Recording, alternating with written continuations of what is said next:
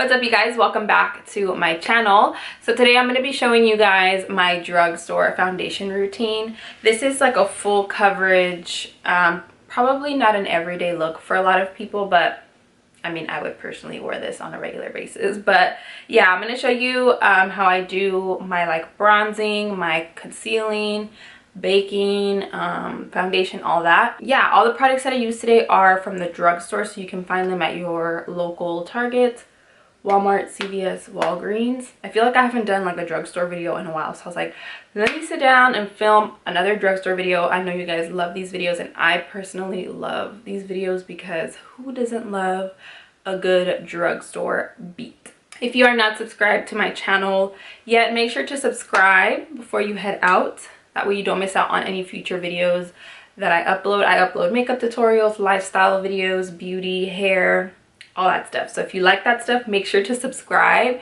And yeah, if you would like to see how I get a full coverage, glam, flawless drugstore base slash foundation, then just keep on watching. Okay, so to start off, we are priming. I'm mixing kind of like two. So in the center of my face, I'm using my Maybelline Baby Skin Primer to just smooth out and fill any pores. And then kind of like on the outer parts of my face, I'm using the NYX Angel Veil Primer. This primer, you can honestly use it all over your face as well, but I wanted to do a little bit more smoothing in the center. That's why I only use this on the outside, but they're both really, really good primers to use alone. For my foundation, I'm also using two different ones. You can be extra like me, or you can only use one. It's up to you, but I'm using the Milani Conceal and Perfect and then the L'Oreal Infallible Pro Glow. And the reason I mix these two is because I like the glow that the Infallible Pro Glow gives me, but I like the coverage of the Milani. So you can see that by mixing these two, I get like a full coverage, kind of like glowy look. And when I want something super full coverage and flawless, I basically start working in sections. So I work on one cheek and I put my foundation on there, and then I move on to the next cheek, and then I move on to my forehead. This just makes sure that I get an even application and I get to focus on one area and get it perfect, and then I can move on to the next. And by the way, the brush that I'm using is the one I always use. It's the Morphe M439. It's the perfect foundation brush, especially for a nice coverage. And then to add just a little bit of color back into my skin, I'm using the Maybelline Fit Me foundation stick, and this is in the shade, I believe, Coconut. It's the darkest shade, and I'm only putting a little bit, well, this looks like a lot kind of, but I only went in with a lighter hand because we're gonna go back in with it a little bit later on. And then once I finish blending all of that together, I'm going over top with my Real Techniques beauty sponge to just tap off any excess product and to make sure everything is nice and blended out. And for concealer, I tried a new one today. This is the L'Oreal True Match Concealer, and it's in the lightest warm shade. It has about a medium coverage. I wouldn't say it's like super full coverage, but it's nice for brightening underneath the eyes. And since I'm already using a full coverage foundation, this concealer still gives me a pretty nice coverage underneath the eyes. And to blend my concealer, I'm using the same sponge, my Real Techniques beauty sponge. And as I mentioned, we're going back in with the Maybelline foundation stick, and I'm blending this in with a brush to kind of focus it in one area. And I decided to do this after the concealer because I felt like I brought my concealer out a little too much and I lost that dimension. So I went back in with it to again add a little bit of color and then add that dimension.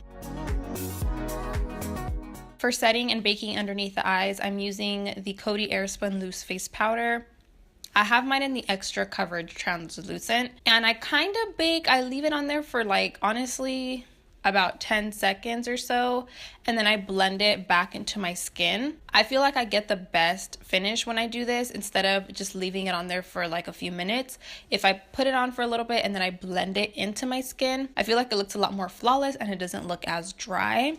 And then for setting the rest of my face, I'm using my L'Oreal True Match powder in the shade W6, I believe it is. And I'm tapping this into my skin. I'm not swirling the brush, I'm just tapping it in. And for bronzing, I'm using the Rimmel Natural Bronzer, and I got it in the darkest shade. I recently purchased this one and I've really been liking it. It's a really warm color, so I love it to bronze up my skin. It does have a slight sheen shimmer to it, so it's not completely matte, but it's still a really nice bronzer.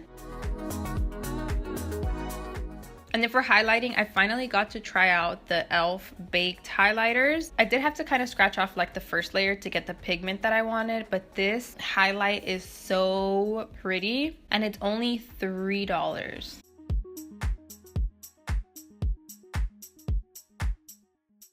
And of course for blush, I had to use one of my favorites from the drugstore. This is the NYX blush in Terracotta. It is such a stunning warm tone bronzy blush. It has a little bit of shimmer to it, but it's not too overpowering. It's just a perfect blush, especially if you don't want to add too much color. And then I decided to show you guys what lip color I was wearing since I was already doing it anyway. So it's the ColourPop Ultra Satin Lip in the color Tansy. I've wore this one already in a few videos and it's honestly one of my favorite shades for fall time. It's like a burnt orange color and it's not too matte or too drying, which is really nice, especially for fall. And that's pretty much it. I hope you guys enjoyed the video and I'll see you guys on my next one.